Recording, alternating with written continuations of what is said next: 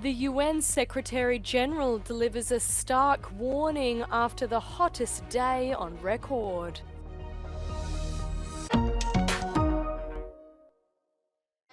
The rail network in France has been targeted by acts of sabotage a few hours ahead of the Olympic Games opening ceremony. French State Railway Company (SNCF) described it as a massive attack to paralyze the network, causing many disruptions. In a post on X, SNCF asked all travelers who can to postpone their trip and not to go to the station. In particular, that concerned travels to and from London beneath the English Channel and to neighboring Belgium. Those across the west, north, and east of France were also affected. An attack on the southeast line was foiled, according to the authorities. It's probably a large-scale sabotage with some malicious acts probably coordinating. We're still in the process of analyzing all the impacts, assessing what we're going to implement as solutions, because it's going to have impacts also over the weekend. And we want this not to jeopardize the quality of the experience for the athletes and for the spectators. Some 800,000 travelers would be affected by the disruption. In response to the attacks, Paris police have said they are stepping up security and focusing manpower on the capital's train stations just as the games begin. The opening ceremony for the Paris 2024 Summer Olympics is kicking off tonight, starting 7:30 p.m. local time. Some 300,000 spectators are expected to attend this highly ambitious event along the Seine River. And as you can see, the weather here is not great. Some rainfall is expected later tonight, but organizers have reassured us that they are ready for any sort of scenario. And the city is really abuzz. You can really feel the excitement, the festivity, but you can also feel a lot of tension in the air. I'm currently standing behind one of the major train stations here, the Gare de Montparnasse, where thousands of travelers have been stranded since this morning after saboteurs set fire to the country's high-speed railroad tracks. Delays and cancellations are expected for the rest of the weekend. Sofia Katzenkova reporting from Paris for Euronews. A little over a third of the Refugee Olympic team at the Paris Games are women. The female representation has continued to decline since the team's creation in 2015. While the International Olympic Committee emphasizes that this year's event will be the first gender-equal one in history, individual sports cases reveal a different story to the reality of the bigger picture. They're, consistently promoting the achievements related to gender equality at the Games, but not then kind of enforcing or really requiring them of any national team, but even this refugee team over which they have control. The number of refugees has tripled just in the last decade. Around half of them are women and girls. In addition to poverty and other issues that all refugees may face, women refugees encounter an added layer of oppression caused by gender discrimination.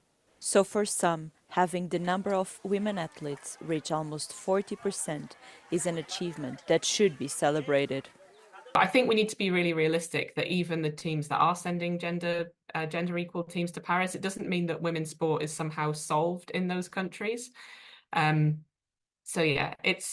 would love to see a gender equal refugee team at an Olympics in the future. Of course we would. But I think for this time, we should really be celebrating the fact that, these amazing women have made it this far. However, not everyone shares this opinion.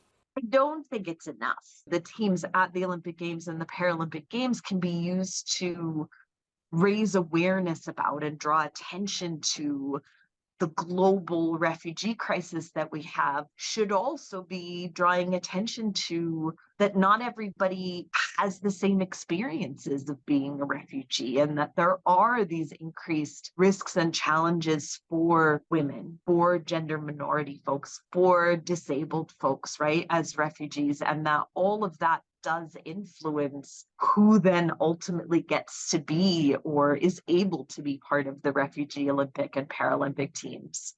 The Olympic Refugee Foundation, which runs the team, states that a balanced representation in terms of sport, gender, and regions is taken into consideration, and to be eligible, athletes must be elite competitors in their respective sport and be refugees in their host country, recognized by the UN Refugee Agency.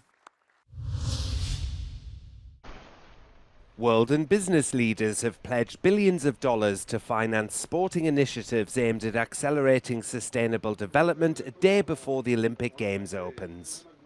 500 participants, including 50 heads of state and government, attended the Sport for Sustainable Development Summit in Paris. The event was championed by French President Emmanuel Macron. C'est la synergie de nos actions qui est clé. Et puis tout ce qu'on peut faire avec le mouvement sportif en ce sens est absolument fondamental. Moi, je voulais vous remercier de votre mobilisation. Les Jeux sont un moment de mettre en lumière ce qui est fait, de lancer de nouvelles initiatives, ce que nous sommes en train de faire.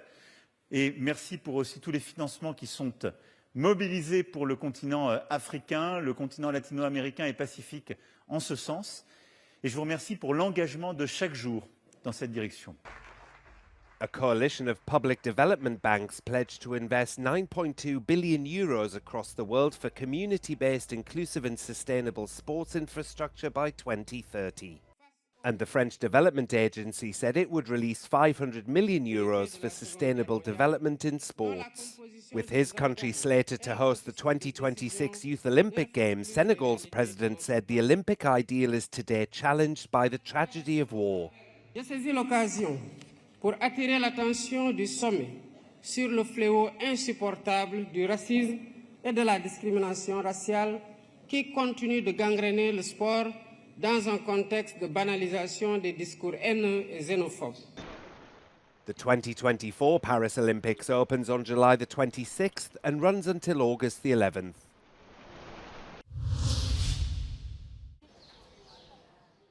The United Nations Secretary-General Antonio Guterres issued an urgent call to action after the world experienced its hottest day on record on Monday. He states that extreme heat events are increasing in scale, intensity, frequency, and duration, and warns that Earth is becoming hotter and more dangerous for everyone and everywhere. Extreme temperatures are no longer a one-day, one-week, or one-month phenomenon. If there is one thing that unites our divided world, is that we are all increasingly feeling the heat. The UN chief asks for a joint international effort to address the extreme heat and urges countries to work towards the global goals agreed at COP28. He calls out the world's wealthiest countries and urges that their leadership is essential to the phasing out of fossil fuels. The G20 must shift fossil fuel subsidies to renewables and to the support of vulnerable countries and communities. And national climate action plans must show how each country will contribute to the global goals agreed at COP28. Guterres attributes extreme heat to the widening of inequalities. He stresses that the implementation of measures to protect exposed workers and those vulnerable to climate change must be in place to reflect the reality of the rising heat today.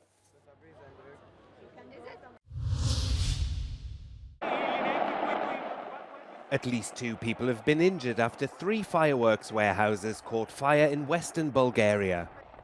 An explosion was reported at around 6:30 p.m. local time, which started the blaze and ignited the fireworks. Bulgaria's public warning system BG Alert sent out a hazard warning because of the risk of further possible explosions. Fire crews were deployed to the area but had to wait until the danger of further explosions subsided before tackling the fire.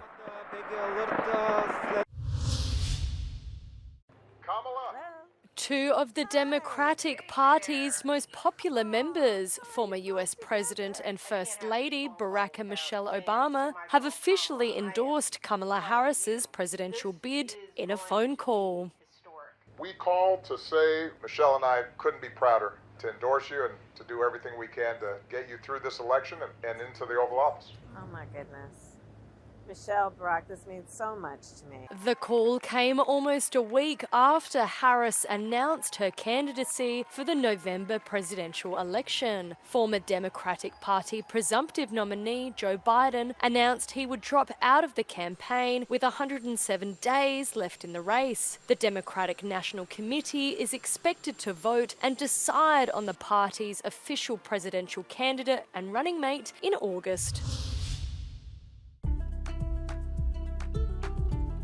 On day 2 of the Paris Olympics, women's sports took center stage with the first football and handball games.